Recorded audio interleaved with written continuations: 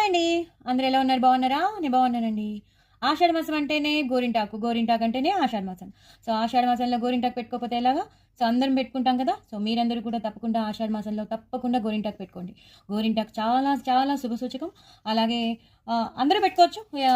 చిన్న పిల్లలు, పెద్దవాళ్ళు అందరూ పెట్టుకోవచ్చు. అందరికీ చాలా ఇష్టం కూడా.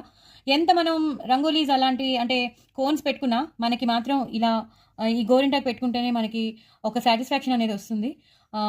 ఎందుకంటే అదంతా ఎర్రగా పండుతుంది. నేచురల్‌గా ఉంటుంది. ఎర్రగా పండుతుంది. మనం ఇలాగే ఈ డిజైన్‌తోనే పెట్టుకుంటాము. సో, బావుంటుందనమాట. ట్రెడిషనల్‌గా ఉంటుంది. మన లుక్ అనేది ట్రెడిషనల్‌గా ఉంటుంది. అదే కోన్ పెట్టుకుంటే ఏమిటో ఒక్కొక్కసారి ఒక్కొక్క డిజైన్ వస్తుంది. అలాగే ప్లస్ అది ఒక రోజు ఉంటుంది. అది ఫేడ్ ఆఫ్ అయిపోయేటప్పుడు మాత్రం మనకు అస్సలు నచ్చదు కదా! కానీ ఇది మాత్రం చక్కగా రెడ్ నుంచి ఆరెంజ్, ఆరెంజ్ నుంచి లైట్ యెల్లో అలా అలా అలా రంగులు మారుతూ వెళ్తుంది. సో, మీరందరూ తప్పకుండా గోరింటాకు పెట్టుకోండి. నాకు ఎవరో ఇచ్చారు మా ఫ్రెండ్. సో, నేను కూడా పెట్టుకుంటున్నాను. సో, ఈ గోరింటాకు అస్సలు ఆషాఢ మాసంలో మిస్ అవ్వద్దు. అరికాళ్ళకు కూడా పెట్టుకోండి ఐదోతనం. సో, తప్పకుండా పెట్టుకోండి. చాలా చాలా చాలా మంచిది. హెల్త్‌కి కూడా చాలా మంచిది. మనకి యాంటీసెప్టిక్‌గా పనిచేస్తుంది.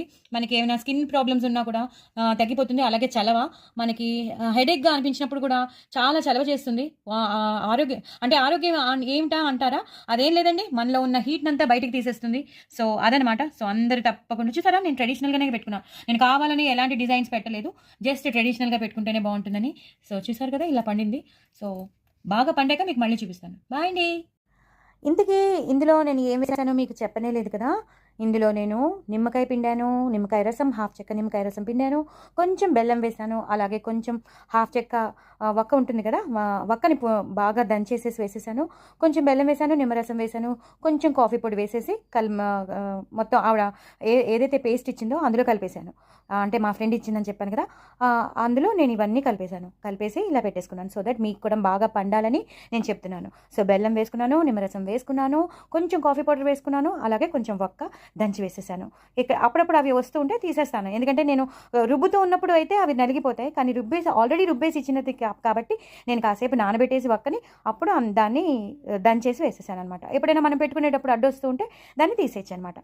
సో ఇలాగనమాట బాగా పండాక నేను మీకు చూపిస్తాను. సో నేను పెట్టుకున్న టిప్స్ కూడా మీకు చెప్పాలి కదా! అందుకని. సో ఇది కుకింగ్ ఛానల్. సో నా చెయ్యి ఎలా పండుతుందో చూద్దాం. ఓకేనా? సో నెక్స్ట్ పండాక మీకు చూపిస్తాను. చూసారు కదండి ఇలా పండింది. చూసారా ఎంత ఎర్రగా పండిందో. అయినా ఇది ఒకరోజు నిద్ర చేసిన గోరింటాకు. సో ఇలాగే పండింది. బాగానే ఎర్రగానే పండిందండి. సో మీరు కూడా తప్పకుండా పెట్టుకోండి. నేను ఇదంతా తీసేస్తాను. మీరు కూడా పెట్టుకోండి, ఎంజాయ్ చేయండి. హ్యాపీ ఆషాఢ మాసం విత్ గోరింటాకు. బాయ్ అండి.